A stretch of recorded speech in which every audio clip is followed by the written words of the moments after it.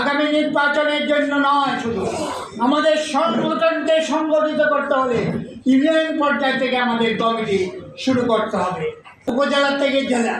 কিন্তু আমি অনুরোধ করব, বর্তমান প্রেক্ষাপটে ফুটবা আকাশে লাল সূর্যের আবার মতো যেমন সারাদিন সূর্য আলো দেয়, তেমনি মাননীয় চেয়ারম্যান আপনার বক্তব্য, রাজনৈতিক বক্তব্য ফুটবা আকাশে লাল সূর্যের আবার মতো জাতীয় পার্টির নেতা কর্মীর মনে পৌঁছাতে হবে।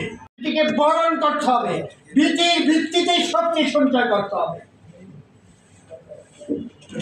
আজই সংগঠন আসন্ন নির্বাচন প্রায় কাছাকাছি সময়ে, এই সময়ে আমাদের নির্বাচন সম্পর্কে মাননীয় চেয়ারম্যান এবং মাননীয় কেন্দ্রীয় কমিটি সিদ্ধান্ত নিতে হবে। নির্বাচনে আমাদের যে ভূমিকা সুস্পষ্টভাবে জনগণের কাছে তুলে ধরতে হবে।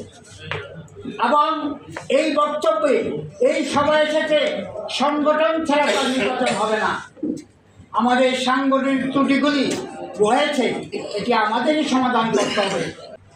চেয়ারম্যান, আমি আমার বক্তব্য দীর্ঘায়িত না করে বলতে চাই, আগামী নির্বাচনের জন্য নয়, শুধু আমাদের সংগঠনকে সংগঠিত করতে হলে ইউনিয়ন পর্যায় থেকে আমাদের কমিটি শুরু করতে হবে, ইউনিয়ন থেকে উপজেলা, উপজেলা থেকে জেলা।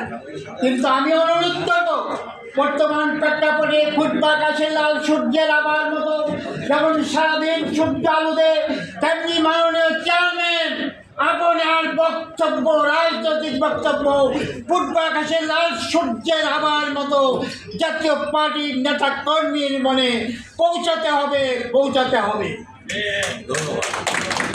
মাননীয় চেয়ারম্যান, ইউনিয়ন পর্যায়ে সংগঠন করতে গেলে আমাদের রাজনৈতিক বক্তব্য লিপি আকারে দিতে হবে, প্রকাশনাকে শক্তিশালী করতে হবে।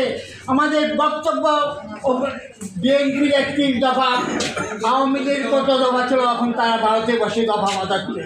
অন্যান্য সংগঠনের জামাতের দফা, অন্যান্য হেফাজতে ইসলামের দফা, সেই দফা যার যত ইচ্ছা দফা দেও, আমার কি রয়েছে?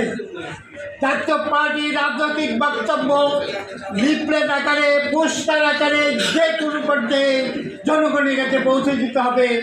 একজন একজন করে কর্মী সৃষ্টি করতে হবে, তাহলেই সংগঠন সংগঠিত হবে।